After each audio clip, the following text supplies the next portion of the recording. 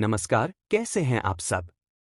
मैं हूं आपका दोस्त आशुतोष परमार और आपका स्वागत है हमारे चैनल राशिफल और तंत्र पर। आज हम लेकर आए हैं Ratan Tata a complete biography की समरी, जो एक ऐसे महान व्यक्तित्व की कहानी है जिन्होंने अपने अद्वितीय नेतृत्व और विजन से भारतीय उद्योग को एक नई दिशा दी।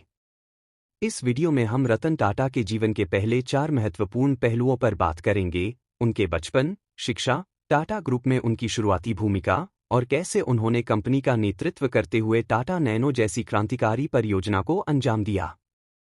लेकिन यह तो सिर्फ शुरुआत है। अगले भाग में हम जानेंगे रतन टाटा की सामाजिक योगदान और उनके द्वारा किए गए परोपकारी कार्य, टाटा समूह के अधिग्रहणों की गहराई और इसके वैश्विक प्रभाव, और कैसे उन्होंने भारतीय उद्योग के साथ साथ अंतर्राष्ट्रीय बाजार में भी अपनी जगह बनाई। और हाँ, मैं वादा करता हूं कि यह प्रेरक यात्रा का दूसरा भाग भी आपको जल्द इसी चैनल पर मिलेगा। तो जुड़े रहिए, क्योंकि कहानी अभी बाकी है।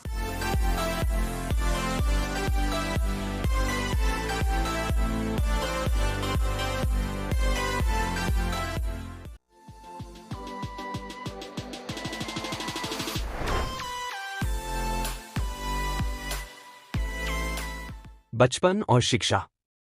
रतन टाटा का जन्म 28 दिसंबर 1937 को एक प्रतिष्ठित पारसी परिवार में हुआ था। वह जमशेदजी टाटा, टाटा समूह के संस्थापक, के परपोते हैं।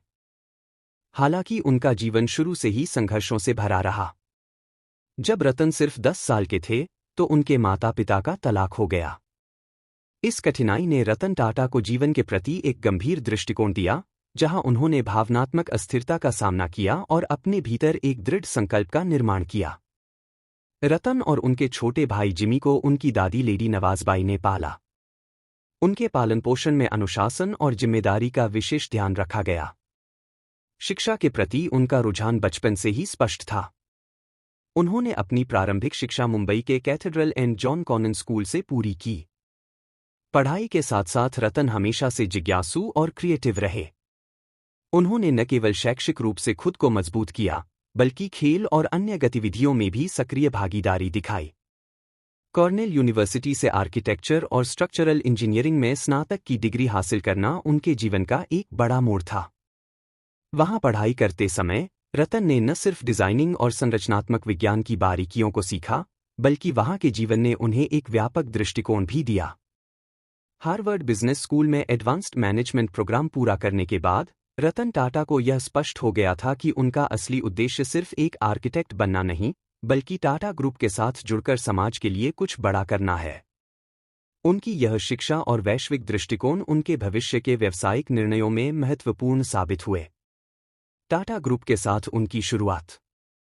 हालांकि रतन टाटा एक बड़े और प्रतिष्ठित परिवार से थे, लेकिन उन्होंने हमेशा अपने जीवन को सामान्य और सादगी से जीने की कोशिश की। टाटा ग्रुप में उनका प्रवेश उस समय हुआ जब उन्हें उनके नाना J.R.D. टाटा ने कंपनी में एक छोटे पद पर काम करने के लिए बुलाया। रतन टाटा ने अपने करियर की शुरुआत टाटा स्टील में की, जहां उन्होंने प्रबंधन से लेकर मैन्युफैक्चरिंग तक के हर पहलू में खुद को शामिल किया। रतन टाटा का कहना था कि वह अपने करियर के शुरुआती दिनों में जमीन से जुड़े काम को समझना चाहते थे। यही कारण है कि उन्होंने टाटा स्टील के जमशेदपुर प्लांट में ब्लास्ट फर्नेस में काम किया, जहां उन्होंने मजदूरों के साथ समय बिताया। उनकी यह सोच थी कि किसी भी बड़े संगठन में सफल नेतृत्व करने के लिए सबसे पहले आपको उस काम को समझना चाहिए जिसे आप करने जा रहे हैं। यही दृष्टिकोण उन्हें अन्य नेताओं से अलग बनाता है। उन्होंने टाटा स्टील में विभिन्न विभागों में काम किया और धीरे धीरे कंपनी की जटिल संरचनाओं को समझने लगे। टाटा स्टील में काम करते हुए रतन ने महसूस किया कि भारतीय उद्योग में कुछ बदलावों की जरूरत है। उन्होंने कई नए प्रोजेक्ट्स और योजनाओं पर काम किया, जिनमें प्रोडक्शन की दक्षता बढ़ाने से लेकर तकनीकी उन्नयन शामिल थे। रतन का यह दृढ़ संकल्प और मेहनत उन्हें टाटा समूह के अन्य हिस्सों में भी महत्वपूर्ण भूमिकाएं दिलाने लगा। टाटा ग्रुप का नेतृत्व। 1991 में J.R.D. टाटा के सेवानिवृत्त होने के बाद रतन टाटा को टाटा समूह का चेयरमैन बनाया गया। उस समय समूह कई चुनौतियों का सामना कर रहा था और रतन के सामने सबसे बड़ी चुनौती थी कंपनी को एक नई दिशा में ले जाना। उनकी यह नई दिशा टाटा समूह को वैश्विक स्तर पर प्रतिस्पर्धी बनाने की थी। रतन टाटा का मानना था कि कंपनी को अगर वैश्विक स्तर पर टिके रहना है तो उसे अपने दृष्टिकोण में भी वैश्विक बनना पड़ेगा। उन्होंने यह महसूस किया कि भारतीय बाजार धीरे धीरे खुल रहा है और इस बदलाव का फायदा उठाने के लिए कंपनी को अपनी रणनीतियां बदलनी होंगी। रतन टाटा ने सबसे पहले नवाचार और तकनीकी उन्नयन पर जोर दिया। उन्होंने पुराने प्रोजेक्ट्स को खत्म किया और नए, आधुनिक प्रोजेक्ट्स की शुरुआत की। उनके नेतृत्व में टाटा समूह ने कई बड़े अंतर्राष्ट्रीय अधिग्रहण किए, जिनमें टेटली, एक ब्रिटिश चाय कंपनी, जगुआर और लैंड रोवर शामिल थे। इन अधिग्रहणों ने न केवल टाटा ग्रुप को एक वैश्विक पहचान दिलाई, बल्कि भारतीय उद्योग में भी इसे एक महत्वपूर्ण स्थान दिया। रतन टाटा के नेतृत्व में टाटा ग्रुप ने न केवल व्यावसायिक सफलता हासिल की, बल्कि उन्होंने सामाजिक जिम्मेदारी के प्रति भी अपना कर्तव्य निभाया।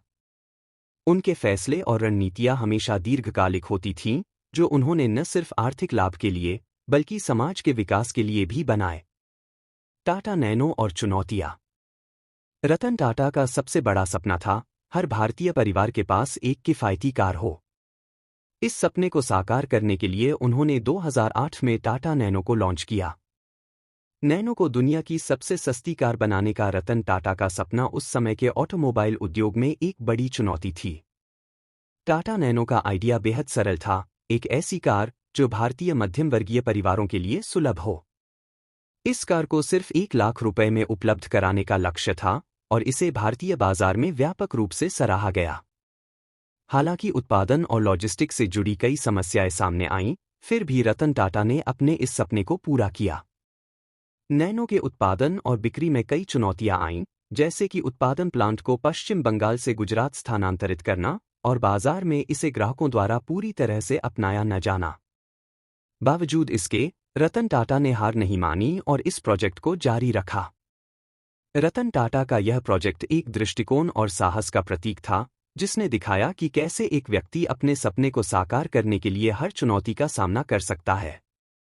तो दोस्तों, यह था रतन टाटा की प्रेरणादायक जीवन यात्रा का पहला भाग। हमने जाना उनके बचपन की कठिनाइयों से लेकर टाटा समूह के नेतृत्व तक की कहानी। रतन टाटा का जीवन हमें यह सिखाता है कि हर चुनौती के पीछे एक अवसर छिपा होता है, और अगर आप में उसे पहचानने की दृष्टि है, तो आप दुनिया को बदल सकते हैं। अगर आपको यह वीडियो पसंद आया हो, तो इसे लाइक और शेयर जरूर करें, और हमारे चैनल राशिफल और तंत्र को सब्सक्राइब करना न भूलें। और हाँ, यह तो सिर्फ पहला भाग था। रतन टाटा की प्रेरक यात्रा का अगला भाग जल्द ही लेकर आऊंगा, जहां हम उनके जीवन के और भी रोचक पहलुओं को जानेंगे। तब तक के लिए धन्यवाद और जुड़े रहिए हमारे साथ।